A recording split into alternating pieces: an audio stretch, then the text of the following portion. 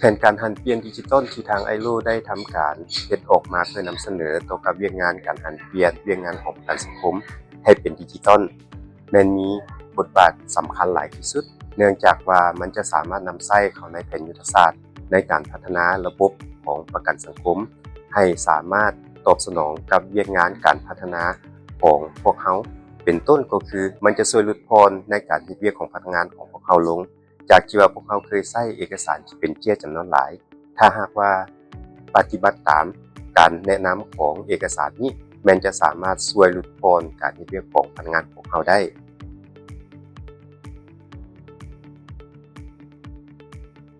พร้อมกันนั้นมันก็ยังเป็นแนวทางในการที่จะให้พวกเขานำใช้เรื่องเทคนิคต่างๆเข้าในการปฏิรูประบบฐานข้อมูลต่างๆและเฮ็ดเครื่องมือที่สามารถตอบสนองในการเชื่อมต่อข้อมูลกับภาคส่วนทางนอกได้เป็นต้นก็คือการพัฒนาระบบ API และนอกจากนี้ก็ยังเป็นบทเรียนที่มีความสำคัญที่สุดในการที่จะพัฒนาระบบแอปพลิเคชันถึงสมาร์ทโฟนเพื่อว่าอำนวยความสะดวกให้แก่ผู้ประกันตนสามารถเข้าถึงข้อมูลของเขาเจ้าได้โดยที่ว่าบ่จำเป็นจะต้องเข้ามาเฮ็ดธุรกรรมอยู่กับสำนักงานของประกันสังคมอยู่แต่ละแขวง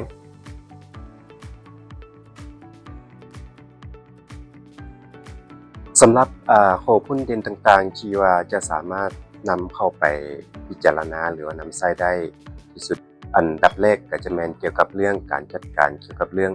การรักษาความปลอดภัยของระบบว่าเราจะเฮ็ดจั่งใดเพื่อว่าจะให้มันมีความสามารถในการ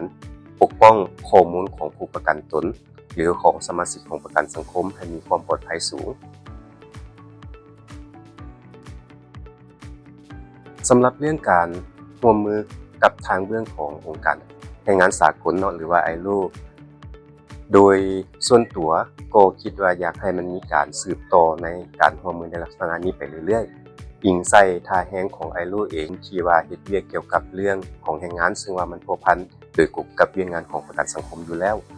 เพิ่นจะมีบทเรียนหลายๆอันซึ่งว่าอยู่ในนี้ถ้าหากว่ามันมีสิ่งใดใหม่ๆที่ทางเบื้องของ ILO ค้นพบหรือว่าคิดว่ามันน่าจะมีผลประโยชน์สูงสำหรับองค์การประกันสังคมหรือเวียกงานของประกันสังคมแม่นพวกเขาคิดว่าเป็นบทเรียนที่ดีหลายถ้าหากว่าพวกเพิ่นจะนำเอาบทเรียนต่างๆเหล่านี้มาถ่ายทอดให้กับพวกเขาเพื่อว่าให้พวกเขานี้สามารถที่จะนำใช้บทเรียนต่างๆที่มีผลประโยชน์ต่อกับเวียกงานของพวกเขา